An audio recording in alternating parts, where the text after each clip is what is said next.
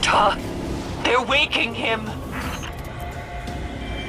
Hi there, it's Kevin Van Ord standing in for reviewer Justin Clark to tell you about Destiny: The Dark Below. Chances are very good that you know how you feel about Destiny and how you will likely feel about The Dark Below. You're okay with the grinding, you're okay with the farming. This is Destiny's circle of life, and The Dark Below does just enough to feed it. The scenario is that new non-player character Eris Morn is one of 6 warriors sent to go kill Big Baddie Crota. She's the only one who survives, and she's now enlisting the help of Guardians to help finish what she started.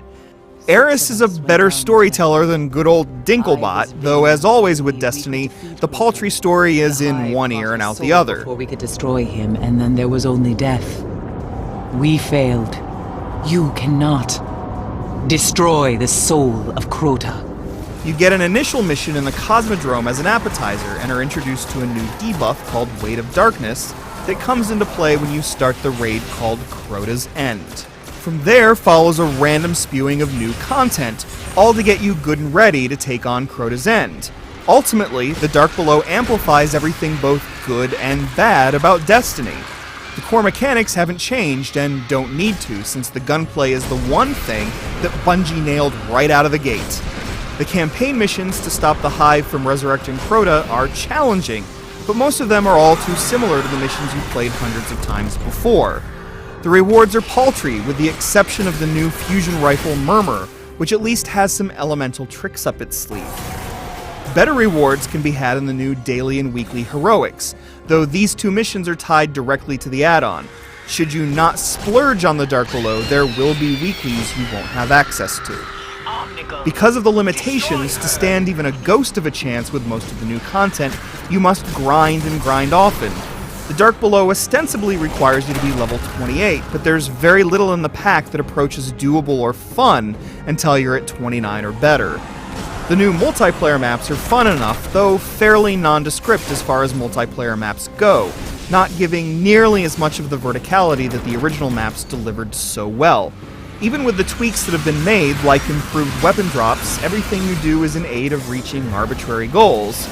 Then there's the brand new insanity that is upgrading exotic equipment. If you had exotics before purchasing The Dark Below, then your progress is now dependent on Xur even having your item in stock that week to upgrade it, unless you're lucky enough to find the new version of the exotic as a drop. Ironically, the most fun part of the DLC is a 5-step quest in the vein of the exotic bounties, with a nice varied set of objectives and no level requirements. As mentioned, all of this is the lead up to the big show, which is Crota's End. The first moments are almost awe-inspiring, beginning with a leap of faith into an endless abyss. It's then 20 minutes of fumbling around in the dark with your team, trying to activate new sources of light and many a mad dash away from lamps that explode once lit. What follows is a series of last stands in which you must wait upon panels to magically build bridges between one platform and the next, and you're then beset upon high-level bullet sponges. Vault of Glass started similarly, although the stakes are higher here.